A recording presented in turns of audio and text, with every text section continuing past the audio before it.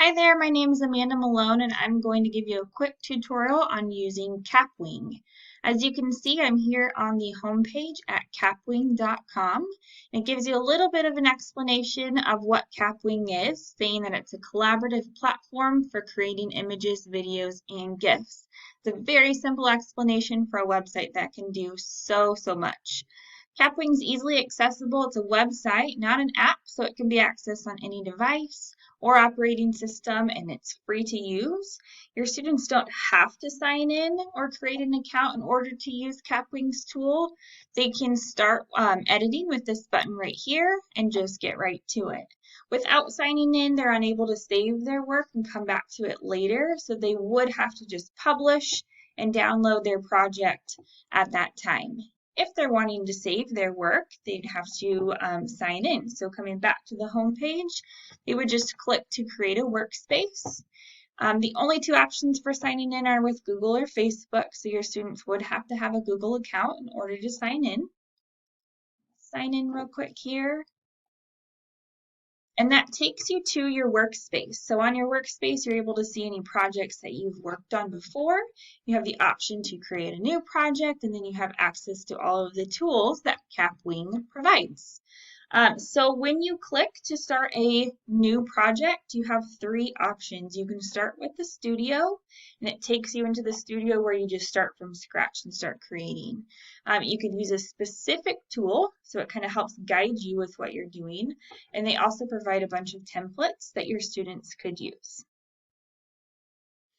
What's neat about Kapwing is that there are so many possibilities. You can easily have your students do things with this site through their tools that reach the modification and redefinition levels of the SAMR model and definitely the higher levels of Bloom's taxonomy, like evaluating and creating. There's lots of creative tools that Kapwing has available.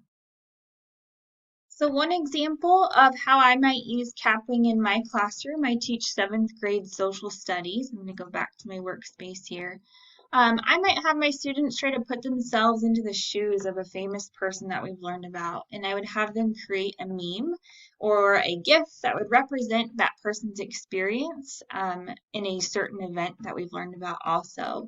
So I might have them do something like, I teach Kansas history. So they might create a meme or a GIF that represents how John Brown would have felt when Kansas became a free state.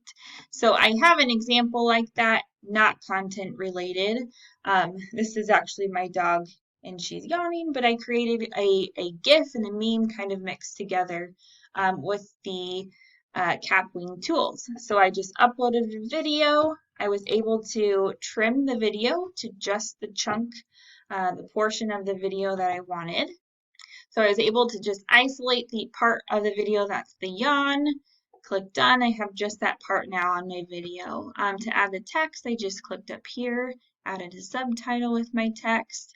There's all kinds of options throughout the studio for modifying and changing how things look within your project. Click done, and now I click play and I have my GIF slash meme ready to go. So if I were a student, I would just click publish, send the link to my project to my teacher. Something that's also really neat about Kapwing is the collaboration aspect. So I can actually click share and I can share my project with people, and then the people with the link can actually join in and edit the project also. So if I have my students collaborate creating something together, they can share it and they can work on it together. So on my workspace, I can actually share my whole workspace.